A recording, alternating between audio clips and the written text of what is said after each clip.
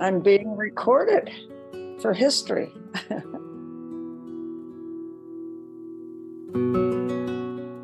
Actually, I've written several books that are autobiographical.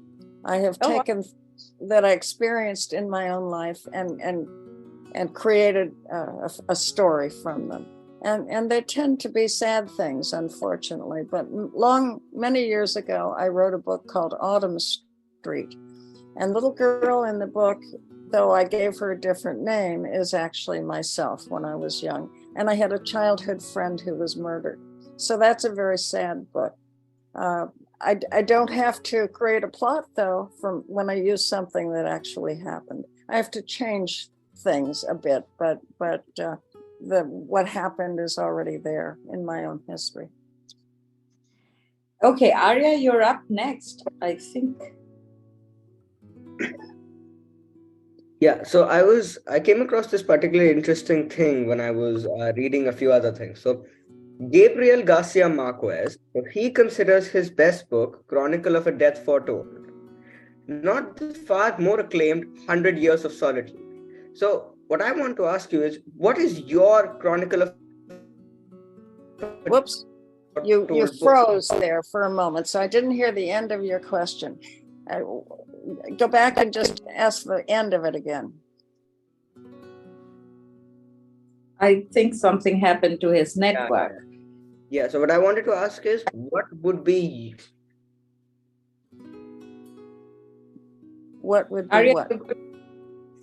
What would be your Chronicle of a Death Foretold book? Like, you know, I have not read that book, so it's not possible for me to describe what my own would be. Chronicle of a Death Foretold is a wonderful title, but I can't. What I mean by that question is, I think that got lost in the blip between... Yeah, okay. Let's unblip you. Yeah. So what he says is that it's his favorite book because he did exactly what he wanted to do with it. So by that standard, what would be your Chronicle of a Death Foretold book? Oh my goodness. He did exactly what he wanted to do with it. I never emerge from the writing of a book with the feeling of, oh good, I did exactly what I wanted to do. In fact, I never cook dinner and think, oh good, this turned out exactly the way I wanted it to. So that's a hard question to answer, but I will say this. Of the 4 Giver Quartet books, my favorite is the 4th one. And you probably have not read that one, but it's much longer than the others because I had so many characters from the previous books to account for and to bring together in some way. But that book began with the idea that the baby, Gabriel, do you remember him from the end of from the first book? And he's 1 year old at the end of The Giver. Now in the 4th book, he's 14. So I don't know how old you are, but you may be about that age. And in the beginning, when I began to write it, he's talking to Jonas, who is a grown man now, because it's 13 years later. Jonas is married. He has 2 children. And Gabriel, at 14, is asking Jonas about his own past. He wants to know what his origin was. And he says to Jonas, what about my mother? Didn't she want me? And when I began to write that, I suddenly began to think about the mother. Do you remember in the first book, they had assigned girls to be birth mothers, and Jonas and Gabriel's mother would have been one of those girls. So I set that aside. I set aside 14-year-old Gabriel, and I began to write about a young girl. And the book begins with her. And you remember I told you each book starts with a feeling that something isn't right? In the first pages of this book, a young girl is having a mask put over her face so that she can't see what's happening, and she's in pain. And it turns out she's giving birth to a baby, which is taken immediately away from her. And she will spend now the next 14 years searching for that baby. So that's why the book is so long. And of course, the baby she finds at the end is Gabe, but that's the plot that I had to create, many adventures along the way. So I never, as I say, end up feeling as though something has come out just right and is my death foretold. I've forgotten the whole title now. But that book, I think, comes most closely to that. The feeling that I had taken each character, whom I had come to love over the years, and placed them in a place where it's as it should have been, as it was foretold. And so, Gabe, let me go back and explain one more thing. In the first book, do you remember that Jonas had, I guess you could call it a superpower? He had a special gift, and it was called seeing beyond, the ability to see beyond. In the second book, the girl, main character, has a gift also. Hers is in her hands. And when she uses a needle and thread, she can create and see the future and the past. Third book, the main character is a boy named Matty, and he has a gift of healing. Okay, so the fourth book, the main character, the most important character, is now Gabriel, who was the baby in the first book. And I had to give him a gift. And he doesn't understand it exactly, but as he gets older, he begins to experience it. That when he calls it veering, when he compels himself to veer, he can enter the consciousness of another person. And he first experiences it when he's watching a wrestling match. Two men, it's just a sporting event. And he finds himself inside the awareness of one of these men, and he can feel the strength and all of the things that are going on. But he begins to use that quality, the ability to feel other people's feelings. And that, I think, turns out to be, of the gifts that various people have, the most important. Gabriel calls it veering. He veers into somebody. But what he's experiencing actually is empathy, the ability to understand and feel other people's feelings. And that, I think, is why I like that book best and feel as though that's the most complete and successful for me, because it introduced that very important element, the element of empathy. There's no talent that could be more important to mankind than the ability to feel other people's feelings. We would have no war in the world if people had that ability. And it's something that we could try to achieve. But in the book, the boy Gabriel has it as part of his being, as a kind of magical quality. Thank you. I think it's so true. Empathy is so important for the world right now. It's the most important thing possible. It is. Mm-hmm. Anirudh, would you like to go next, please? Yeah. Hi. Right. So you have written many brilliant books in your career, and some of them had really hard-hitting emotional scenes. Which of these emotional scenes were the hardest to write for you? I missed the beginning of your question. Were you talking about a particular book or just all of them? Just all of your books. Oh, I've written 52 books, so that's hard to think about all of them at this point. But, I think the hardest scenes to write always are the ones that involve loss. And so I mentioned the final book of the Giver Quartet. The young woman who gives birth on the first page suffers a terrible loss in the loss of her child. And she goes through many very profound ordeals in her effort to find that child. And so many of those scenes were hard to write. I think in part, I'm thinking back now, I don't remember what year I wrote that book. It wasn't terribly long ago. But I myself had lost a child. One of my children had died in an accident. So I think that affected me when I was writing that. I was writing about first a girl, but then she becomes a woman who has lost her child. And so I think I was, my own situation, my own emotions became part of that book. But I think going back to my many other books, any scene which involves terrible loss is probably the most difficult for me to write, but also the most rewarding in a way to put that together in a meaningful way. Right. Ayan?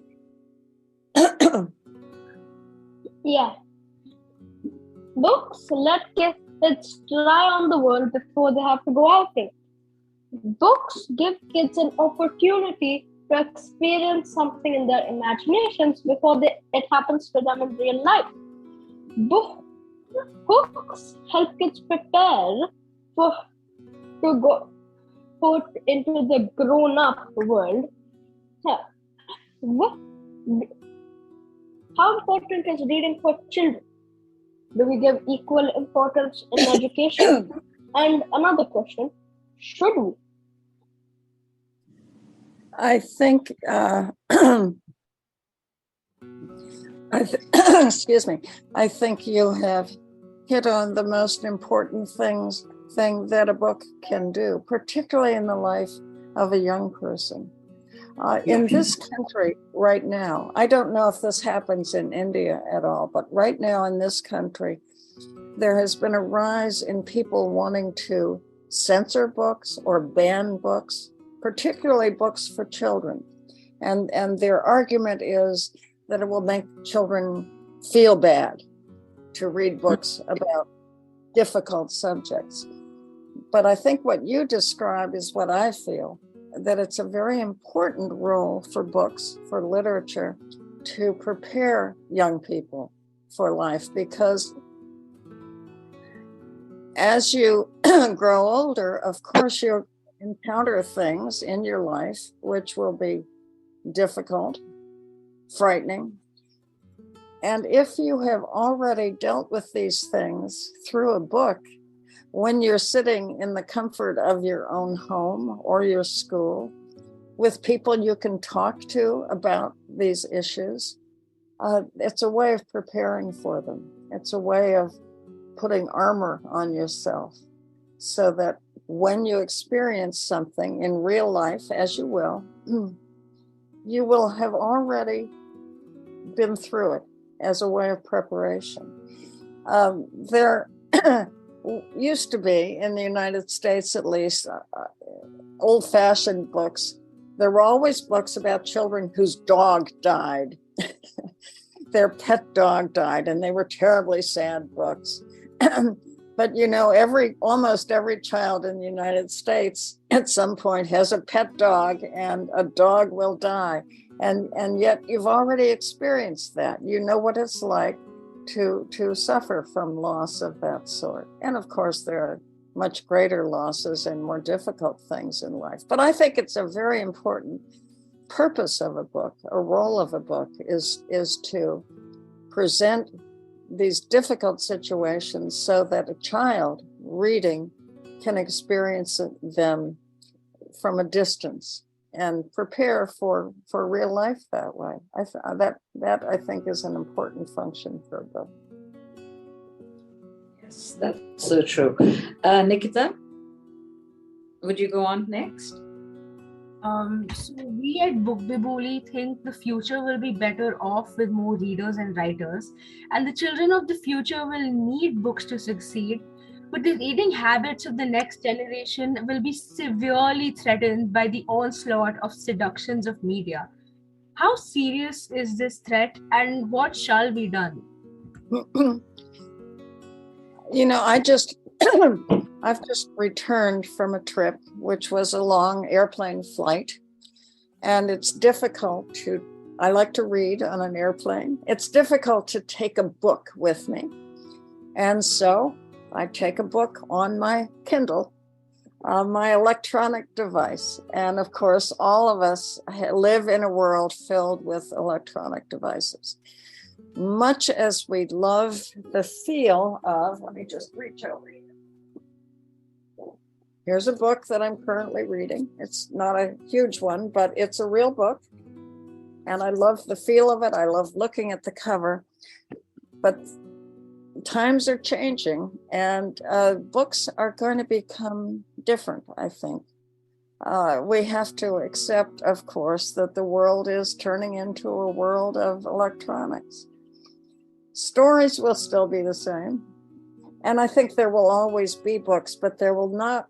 You look in people's houses now, one of you there has a big bookcase behind you with a lot of books. And most of the houses of people I know have those same books and bookcases. But those are going to be a thing of the past. And so we have to figure out how we're going to retain the importance of stories, even though the vehicle is going to be different. And I think we're going to have to accept that, because that's the way the world works. I don't love it. I want there always to be books and walls of bookcases, but I don't think that's going to be the case. Recently, I was asked to write a story for a children's magazine. And each month, this magazine has a different theme. And they asked me to write a story for the month in which the theme was the future. And it's for young children, 8, 9, 10 years old. And so I wrote a story about a little girl whose next door neighbor is a woman whom she's fond of. But she says they're coming today to take away Mrs. whatever her name was, because she has to move to a place where she can be cared for because she's 130 years old. And it says that's not that old, but still she can't any longer take care of herself. So she goes out to say goodbye to the 130-year-old woman. And the woman secretly hands her a key. And then she's taken away. So the little girl doesn't know what the key is for, but she enters the woman's house and looks around, and she finds a secret place in which the woman has stored things. And she takes out these objects and doesn't know what they are, but one of them is a book, because this is now a world where there are none. And at any rate, that's only the beginning of the story, and I don't have time to go on with it. But the world changes, and we've got to change with it. But the thing that will remain, of course, is the stories, and the form in which they're presented will be different. You know, the first storytellers would have been sitting in caves, I suppose, talking about the hunt for the woolly mammoth or whatever. And always we have used stories to make sense of our lives. And it wasn't until, what century was the printing press invented? I don't even know, 14th, 15th century. Before that, stories were not written down. And then they became books, but they were so valuable, people didn't have access to them. And now anybody can go to a library and take out a book, but that too is going to change, and it's going to become electronics, and we're going to have to learn to appreciate that. I'm afraid I won't be around then because I'm 86 years old, but you people will be around, and you'll figure out how to fit stories into your lives, because they're an important part of your life, but they're going to take a different form, I'm afraid. Well, yes, that I think is going to happen. That's the thing about time. It passes and it changes things. And that brings us to the last episode of this wonderful series. But there are still some questions unanswered. How will artificial intelligence threaten the writing career? Why did Lois think that she will die poor? How can we raise readers? When do the nerds triumph? Do authors act God? What part of Lois' life can be seen in The Giver? And why did Lois feel she had a visit to India? To hear in her own words, coming up next Friday. Until then, happy reading.